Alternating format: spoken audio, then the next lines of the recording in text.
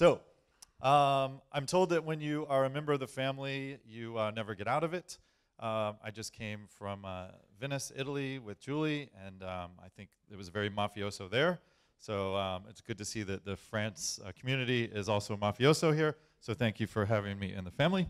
My Twitter is ggdm. Give me input, give me feedback. Let me know what you think about this, because I'm going to take you down a story. Here, I'll move out of the side so you guys can get a picture of this. I'm going to tell you a story about several products that I was either on the initial team for or inventor of. And I've got like 8 startups that I've helped out with. 72 patents granted. Most are completely worthless. They're very expensive. Unless you have a big backer or big ideas, you probably shouldn't get a patent because it's such a pain. It takes 5-6 years sometimes to get a patent. But they're kind of cool if you're going to do something big. Some of my inventions have been the most disruptive inventions of the decade. When I ask my friends in France if they've ever heard of them, they haven't. So you guys are in a weird island here. I haven't figured that out yet. But if you've lived abroad, you'll probably know some of these.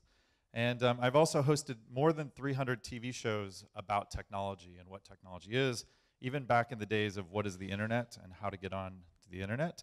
And when the iPad first came out, I told everyone not to buy it because it was a terrible device then.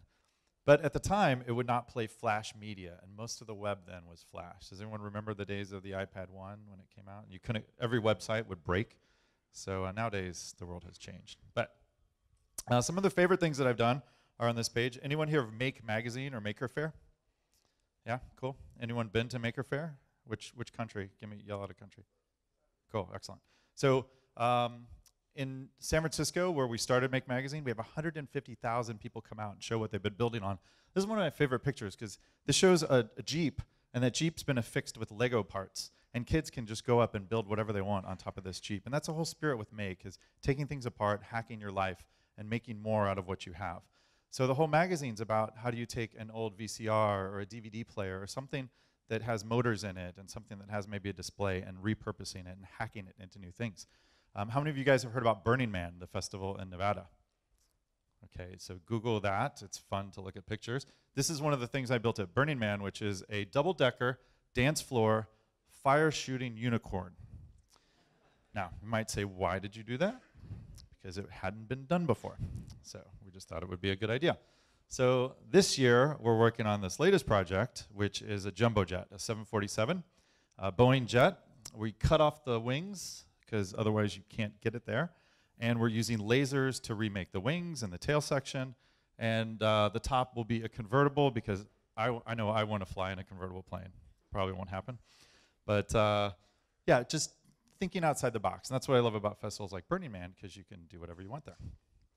So this was, that's my past. That's the stuff I love. Here's the stuff that I've tried to make money on. Sometimes failed, like this one. So in 1997, I started thinking about the internet. And at the time, it was AOL and keyword searches and going to Yahoo. It was pre-Google. 1997, Google was just a lab project. And I said, what if we took whatever product you had in your hand, like a Coca-Cola can or a CD or a book, and you could swipe that UPC code on the back of it. And normally that just meant inventory when you were at the retailer. But what if you could swipe that barcode and it would deep link you to the right web page based upon where you were in the world and what you had in your hand? And we used this brand new technology called location services. And we looked at the IP address of where your computer was coming from. So we launched this. We raised $205 million US. And we raised the money in 1999 because everyone was so crazy about the internet then. We took $1 million from Steven Spielberg and $10 million from Coca-Cola because everyone thought that the barcode would be a deep link to the web. Turns out it worked. We gave it away free at Radio Shack. If you read Wired or Forbes magazine, they mailed them out to you. Anyone remember this product or hear about it or live overseas and see it? So you literally could not live on the internet without one of these devices because you got a free one no matter where you went. So this was what we call the razor blade model. So you give away the reader, and then you make money selling the barcodes on the backside. Several years later, Time magazine I love that you're laughing. This is such a proud moment for me. Time magazine called it the worst invention of the decade, but that's cool because you know what? We made a difference. We went out there, we launched a product, we developed it, we worked with partners like Wired and Forbes and Adweek and Brandweek and all these, Coca-Cola. Radio Shack, all these huge brands, and we tried something. And we tried, and we failed. But Time Magazine talked about 50 other inventions, too. So do you guys remember the Segway? You might see them with Segway tours around Paris. So Dean Kamen, inventor of the Segway, this guy, he flies a helicopter from his island that has a non-aggression treaty with the US to his factory where he makes more cool stuff. So when I see Dean Kamen at this party, I was making some liquid nitrogen lemonade. So it was infused with CO2 based upon nitrogen and frozen like ice cream. So when I saw him, I'm like, we suck at inventing. Let's hang out. Let's get a picture together. So that was my very proud moment with another terrible inventor. So to this day, though, this product, the QCat, has been the most hacked product ever. You can buy them on eBay. You can buy them on Amazon. And it was the first IoT device. And now we're all Internet of Things crazy. But think about it. The IoT device today is a sensor that goes on a door that talks to an internet that then talks to your app in the phone or talks to your computer or whatever. So this is the same thing. It was a sensor for your computer. Back then, there was no Wi-Fi, no wireless. So like I said, I'm glad that you guys laughed because it is a proud geek moment for me. So a handful of years later, 2005, I met these guys in San Mateo, which is near the airport in San Francisco. And we started talking about the media that was locked inside of your set-top box, inside of your Skybox or your Noof box or whatever you have. And this is before YouTube. YouTube was made a couple years later. And we said, what if we take that content outside of your box and send it to your phone? Actually, it was your Nokia phone back then. It was pre-iPhone, of course. And send it to your Nokia phone or to your laptop. So we came up with this thing called Slingbox. Anyone hear about the Slingbox? A couple of people, cool. So we launched this in the UK and in Norway and a handful of Northern European countries. But the idea here is we wanted to free you from the content in your living room being stuck on that box, stuck on something that was dependent upon you being in front of your television set. So this product we actually won an Emmy with. It was a technology Emmy, so that was kind of cool. And then when we incorporated later software, it made your tablet become a television set. So to this day, you can still buy that old thing. How many of you have used XBMC, or it's now called Kobe? Cool. XBMC is a really cool hack that you could take your old Xbox, and now you can do it on Raspberry Pi, the lightweight computers that came out of the UK.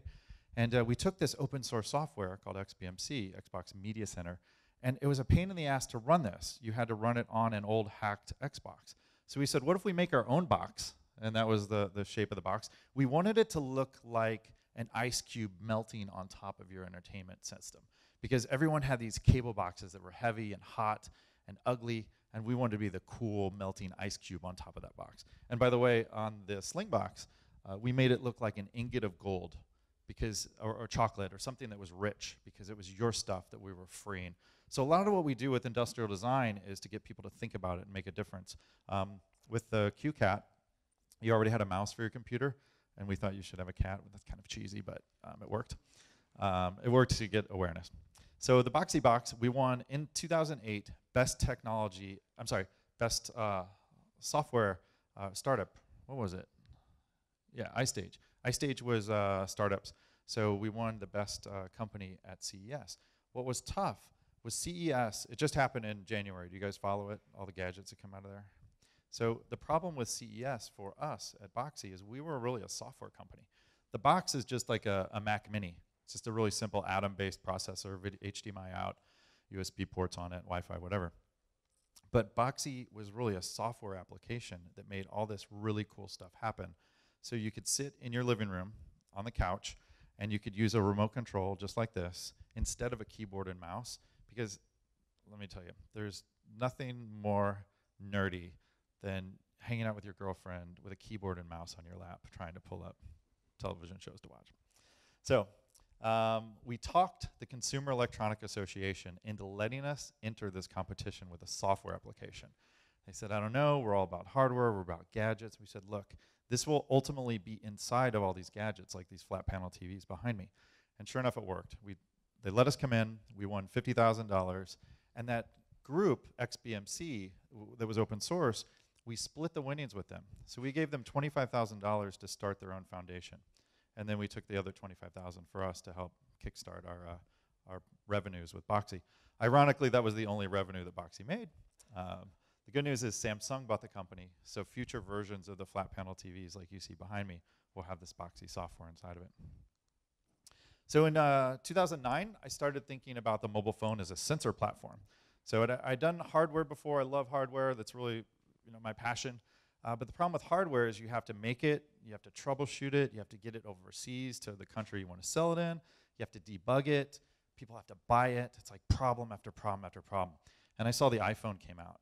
And the iPhone, for the first year, you couldn't build apps on it unless you jailbroke it.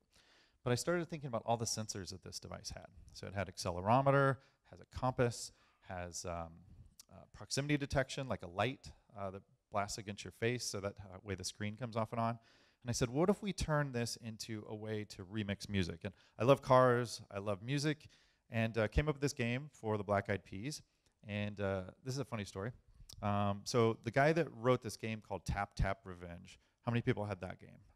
Right? Tap Tap Revenge was on like one of every 3 games. It was early, 2007, 2008. It was a jailbroken game at first. So many people had this game, but I thought, like, here I have this beautiful device in my pocket with a glass screen, and this game, Tap Tap Revenge, was very much like Guitar Hero, except you were banging on the screen with your thumbs. I'm like, there's nothing sexy about that. So I said, what if we came up with this idea where you have a ribbon in space, and that ribbon is like a record, and instead of the record being round and remixing like this, you use the accelerometer of the phone to remix music like this. So came up with this idea, pitched it to the CEO of Tapulous. I got introduced to him through a friend, and he's like, this is great, Dave. What games have you designed before? I'm like, I've never designed a game before. It's like, what do you mean? You're coming to me, you're acting like you're an expert, you want to design our next game, and you've never designed one before? He goes, get out of here, go get lost. I'm like, you don't understand. I go, your games, people are banging against the screen, it's not sexy, we're going to come up with a cool game.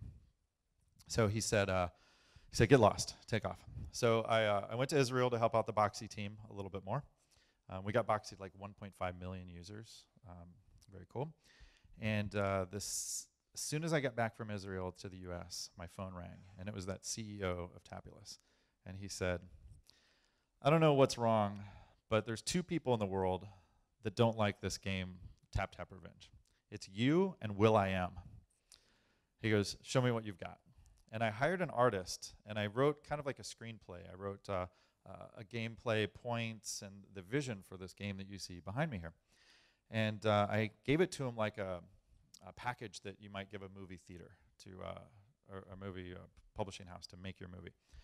And he said, I love it. So they spent 10 months building it and coding it, because I'm not a coder, I'm really just like a guy that glues ideas together. And will.i.am, when he saw it for the first time, his face just lit up, because this is the first game that you could control the music, and you could work with the tempo based upon the way you tilted it. You could remix it real time. You could change by going on a different path. You could pick new versions of that song as well. So 2 days after launch in 2010, it went #1 as the highest grossing app. Now this was like an app that was $3, and then it went to $5, and they put Benny Benassi and Tiesto and all these cool tracks in it. So one of the things that helped with growing the use of that game was the fact that they promoted it inside of the other Tapulous games. The other fact was this was a time when Black Eyed Peas were going crazy with music. But it was, for me, persistence. It was keeping to bug that CEO and saying, I don't like your game, I want to do it better.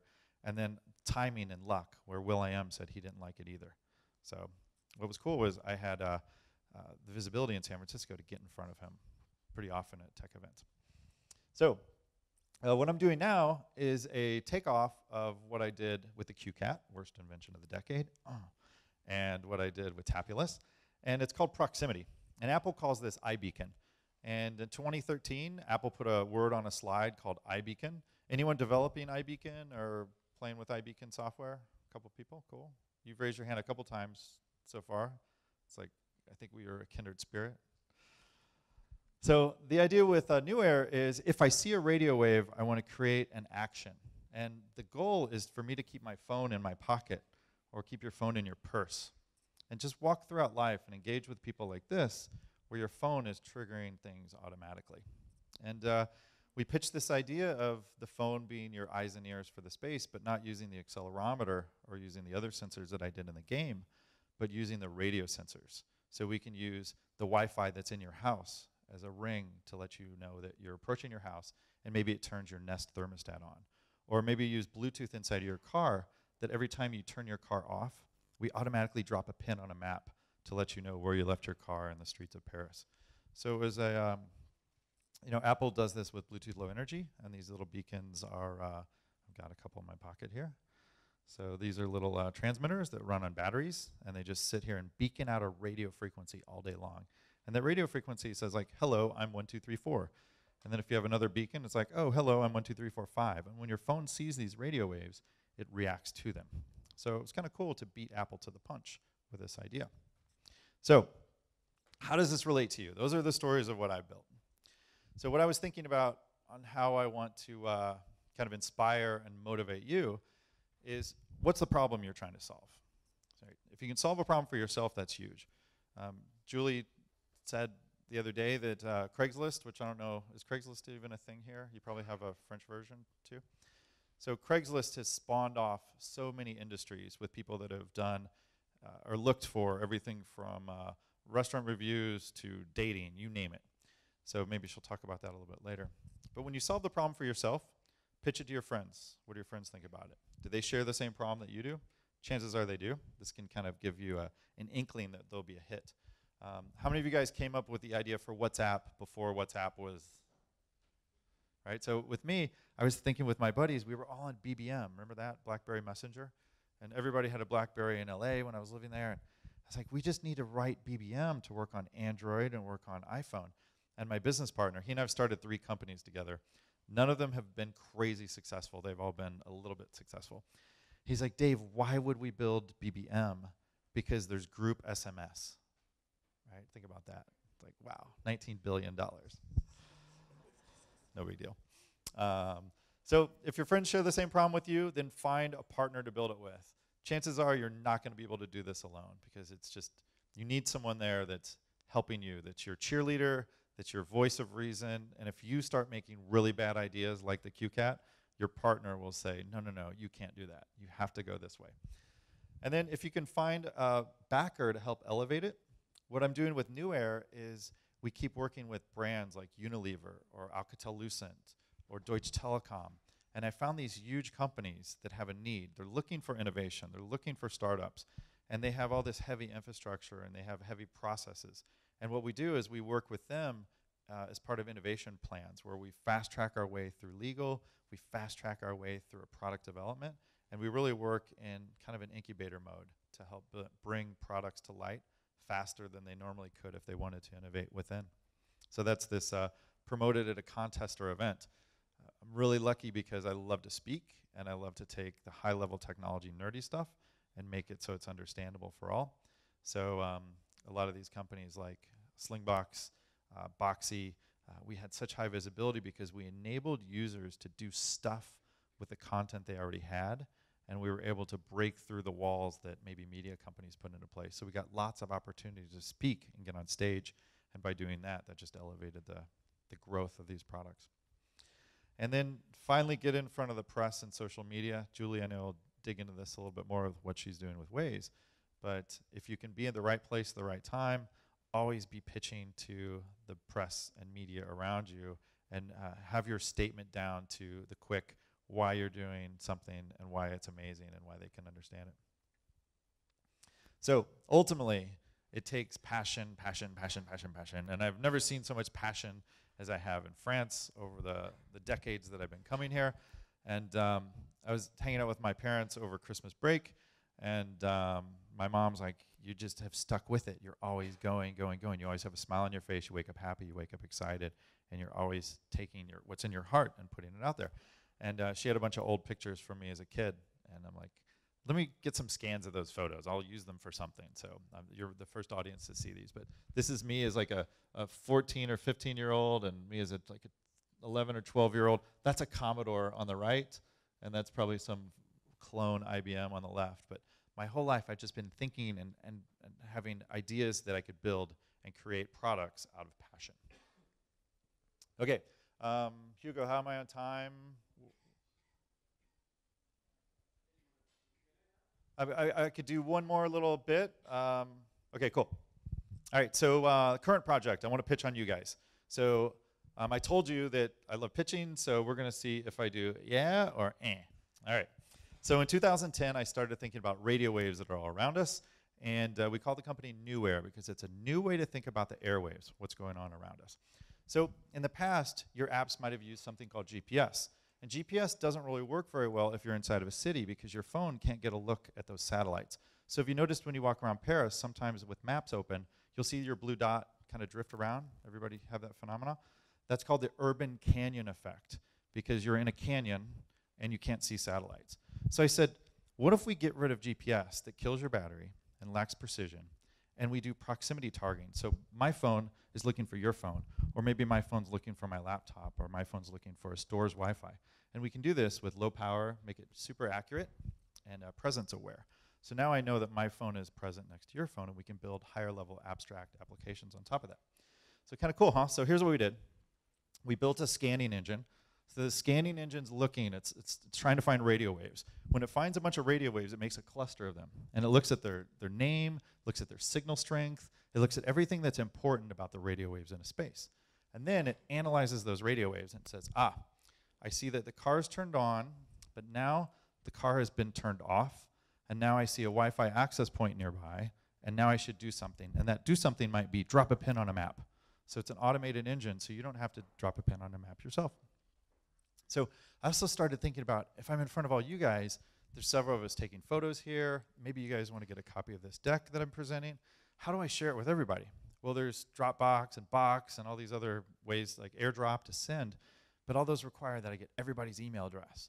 What if I could just take a fingerprint of the room, and just by us all seeing virtually the same fingerprint, because what I see at the front of the stage is pretty similar to what you guys might see at the back, and open up a folder.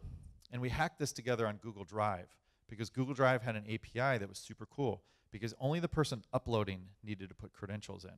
Anyone downloading, all they needed to do is just be in that folder and see those files. So we came up with this app called Share, and we launched it at a conference called Demo. And the message was, any device nearby, whether it's an iPhone, tablet, Windows, MacBook, whatever, one touch, which is launch the app, everyone gets put in the same folder. So you don't have to work with like SharePoint or being able to have to know where you navigate through to find the folder. So we had a team. We lost a couple people along the way. This company took a little while to get people thinking about this idea of beacons because we've been around since 2009. But I've got a badass iOS guy, myself as visionary, and we've got a development team that helps build the back end. So we've got front end that we keep in-house and back end that we partner with. And then the app, simply called Share. You can go to any app store. You can download this for Android. What was odd is no one had the file name called Share registered in any of the stores, so we got lucky there. The problem, though, is there was tons of metadata.